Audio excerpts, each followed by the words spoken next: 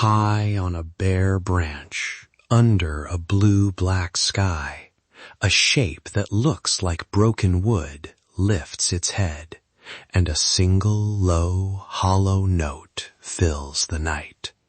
This is the Common Potoo. I'm Samnang. Welcome to Avian Tranquility.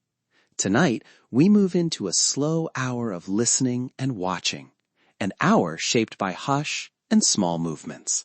Picture a semi-open woodland at dusk, stems and trunks outlined against the last light, insects beginning their nightly work, and thin bands of moon slipping between leaves.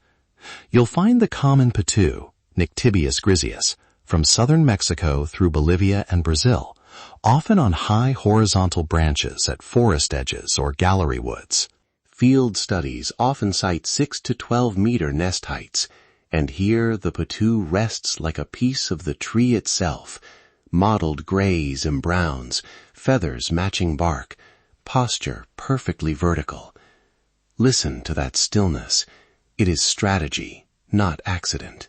If there is a lesson this bird offers, it is this: patience is an adaptation, and quiet can be a form of survival. And by listening, we learn both about the potoo and about the nights we share. Listen closely now. Close your eyes if that helps. The night gathers small sounds. Insect wings, a leaf shifting on its stem, a frog far below. Then the potoo's note, long, hollow, and oddly human in its loneliness, rolls across that tapestry. Local storytellers in parts of the Amazon treat that call as a sign, sometimes of warning, sometimes of a restless night. We honor those voices.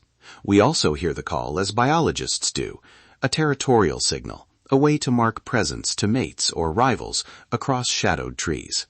How do they raise their young? They keep it spare. No cup, no woven nest, just a shallow scrape on a horizontal branch. One egg, exposed to the sky, and the slow turning of weather.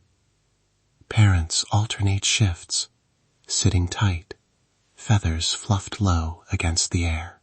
They feed the chick on large night-flying insects, moths in the family Noctuidae, robust beetles, and other bulky prey taken on the wing. Adults make brief, purposeful flights, out, scoop, return. The exchanges are quiet. A soft landing, a quick transfer, then stillness again. You might ask, how long does incubation last? It's measured in patience, roughly about a month for many potoo species, depending on region and season. Not a hurried business, a slow commitment across nights and weather. They manage risk through choices: high branches, motionless posture, feeding at hours when prey is abundant. Stillness reduces detection. It is, in effect, a quiet armor. And yet the night is not without danger. Predators move in shadow, owls, snakes, and small carnivores.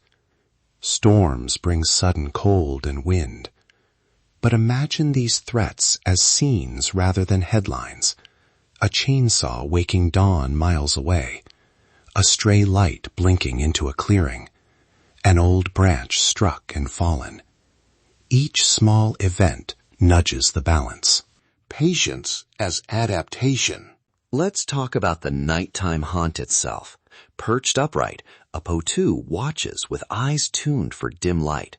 Their large gape helps them scoop insects from the air, almost like a small feathered net. Few dramatic chases, instead sudden, economical flights and immediate returns to the branch. They use listening as much as sight. A tiny rustle, the edge of motion. These are the cues that start a wing and send the night silence into motion. Sit with that idea. A whole life shaped around waiting, hearing, and then acting for a breath. Across regions, researchers note variations in call patterns, timing, and even slight differences in pitch. Those variations help map populations and their movements, and they remind us that what sounds like a single voice is often a chorus of local dialects. Beyond their own lives, potoos play a quiet role in the night's balance. By eating moths and beetles, they shape insect communities. By choosing old branches for nests, they tie their fate to mature trees. When potoos thrive, it suggests a layered, healthy night, habitats where many species find their rhythm. So what helps them? Protecting patches of mature trees and reducing unnecessary nighttime lighting are simple, powerful steps. Supporting research and local conservation initiatives that map nesting sites and share knowledge with nearby communities matters too.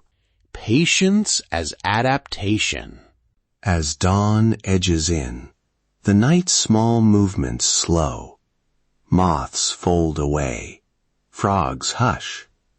The potoo, having spent the hours listening and catching, settles into a day of rest, camouflaged, still, almost invisible in broad daylight. There is a kind of comfort in that stillness. It teaches us patience, yes, but it also asks a quieter thing of us, to notice, to protect the slow, everyday work of species whose lives are not loud, but whose presence matters. If this hour gave you a moment of calm or a new curiosity about the night, please subscribe to Avian Tranquility. Share this episode with someone who needs a soft escape, and tell us in the comments which quiet bird you'd like to meet next. Your interest helps keep attention on these unseen lives. Thank you for sharing the dark with me. In that moment, we see nature's quiet wisdom. Watch how the world unfolds, and remember them, respect them, learn from them.